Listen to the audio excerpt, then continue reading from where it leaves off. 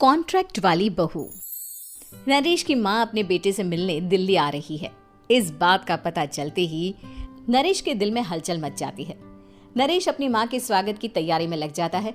साथ ही उसे डर भी सताने लगता है कि उसकी माँ कहीं अपनी पुरानी जिद पर फिर से बैठ ना जाए। हे भगवान, इस बार बचा लो, अगले साल पक्का माँ की जिद पूरी कर दूंगा। तभी दरवाजे की घंटी बजती है। नरेश दरवाजा खोलता है तो सामने अपने मकान मालिक को देखकर हैरान हो जाता है, क्योंकि उनके साथ एक सुंदर सी लड़की भी थी। अब नमस्ते अंकल, कुछ काम था, मुझे बुला लेते। आपने क्यों कष्ट किया? अरे नहीं नहीं, इसमें कष्ट कैसा, मैं तो बस तुम्हें रीना से मिलवाने आया था। आज से रीना तुम्हारे साथ इसी फ्लैट में रहेगी। अंकल, कोई लड़का फ्लैटमेट नहीं है? एक अनजान लड़की के साथ रहना मेरे लिए थोड़ा अजीब होगा।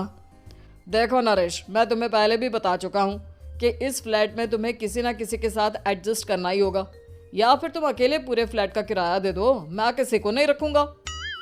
नरेश अपने मकान मालिक की बात सुन के रीना के साथ रहने के लिए तैयार हो जाता है, पर अंदर ही अंदर उसे ये बात खाने लगती है कि वो अपनी माँ को क्या जवाब देगा जब उसकी माँ रीना के बारे में उसे पूछेगी।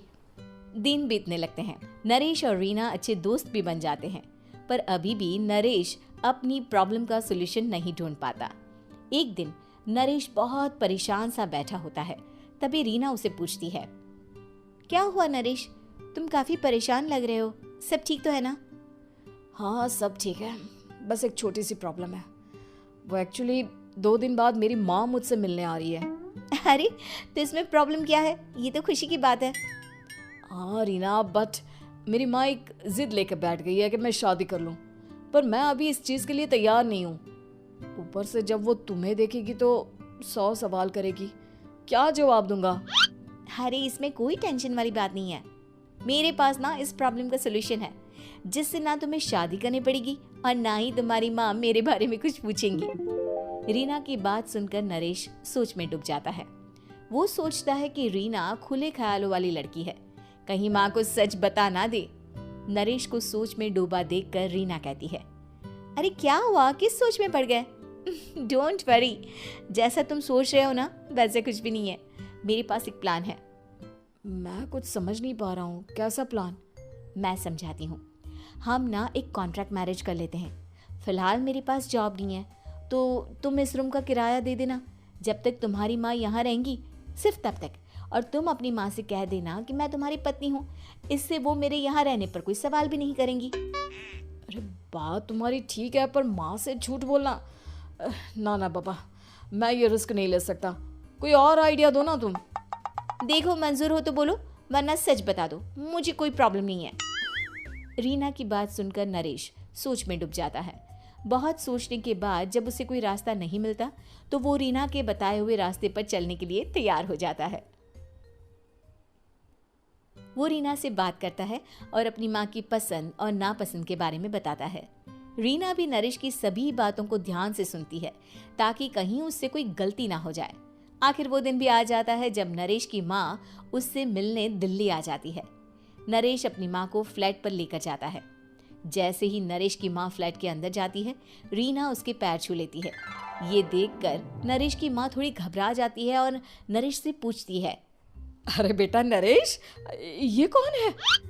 माँ, ये आपकी बहू रीना है। माफ़ी चाहता हूँ, सब कुछ इतनी जल्दी में हुआ कि आपको बता ही नहीं पाया, इसलिए सोचा कि क्यों ना आपको सरप्राइज दिया जाए। अरे बेटा, मैं तो बस तेरा घर बसा हुआ देखना चाहती थी। हाँ, बहुत अरमान थे अपनी इकलौते बेटी की शादी को लेकर, लेकिन कोई बात नहीं, शायद किस्मत को यही मंजूर होगा। ये कहते ही नरेश की माँ रीना को गले लगा लेती है। रीना बेटिया, मेरा बेटा ना थोड़ा नादान है, पर तुम काफ़ी समझदार लगती हो, और मैं जानती हूँ कि तुम इसका बहुत अच्छे से ध्यान रखोगी। माँ आप चिंता मत कीजिए, मैं सब संभाल लूंगी। नरेश की माँ अपने बहू और बेटे के साथ खुशी खुशी रहने लगती है। दिन बीतने लगते हैं। नरेश की माँ और रीना का रिश्ता बहुत मजबूत होता चला जाता है। वो दोनों सारा दिन एक साथ रहती और खूब बातें करती। इधर साथ रहते रहते नरेश और रीना भी एक दूसरे से प्यार करने लगते हैं। दोनों को इस बात का एहसास हो जाता है, फिर भी वो इस बात को छुपा कर ही रखते हैं। एक दिन नरेश की माँ और रीना शादी के बारे में बात करने लगते हैं। रीना बिटिया, ये तो नरेश ने मुझे बिना बताए शादी कर ली, वरना मैं तो अपनी इकलौती बेटी की शादी इतनी धूमधाम से करती कि सारी दुनिया देखती रह जाती। अच्छा माँ, आप ऐसा भी क्या करती नरेश और मेरी शादी में जो दुनिया देखती रह जाती? अरे बिटिया, एक माँ के अरमान तुम अभी नहीं समझोगी। मैं तो अपनी बहू को एक रानी की तरह लेकर आती और शादी भी बिल्कुल शाही अंदाज में करती, पर मेरे तो सारे अरमान ऐसे ही रह गए। खैर, मुझे तो अपने बेटे और बहू की खुशी चाहिए बस। ये कहते हुए नरेश की माँ की आंखों में आंसू आ जाते हैं। रीना भी ये सुनकर ख्यालों में खो जाती है, क्योंकि वो भी मन ही मन खुद को नरेश की पत्नी और उसकी माँ की बहू मानने लगी थी। शाम को जब नरेश ऑफिस से घर आता है तो रीना खुद को रोक नहीं पाती और नरेश के सामने उसकी माँ को अपने और नरेश के रिश्ते का सारा सच बता देती है। रीना की बात सुनकर नरेश की माँ दोनों से बहुत नाराज हो जाती है और घर वापस जाने की बात करने लगती है।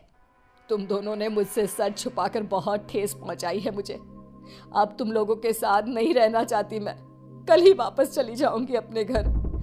माँ, मुझे माफ कर दो, ये सब मैंने रीना के कहने पर ही किया है, वरना मैं भी आपको कभी ठेस पहुंचाने के बारे में सोच भी नहीं सकता।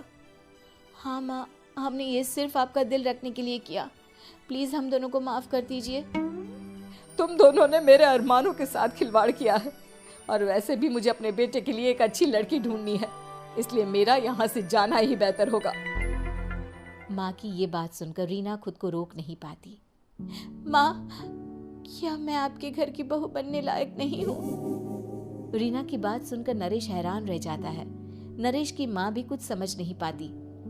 मैं कुछ समझी नहीं, आखिर तुम कहना क्या चाहती हो? माँ, मैं वो नरेश से बहुत प्यार करती हूँ और साथ ही साथ मैं आपको भी अपनी माँ मान बैठी हूँ। आज जब आपकी बातें सुनी तो खुद को रोक नहीं पाई, इसलिए सारा सच आपको बता दिया। रीना की बात सुनकर नरेश की माँ की आंखों में आंसू आ जाते हैं और वो अपने बेटे नरेश और रीना को गले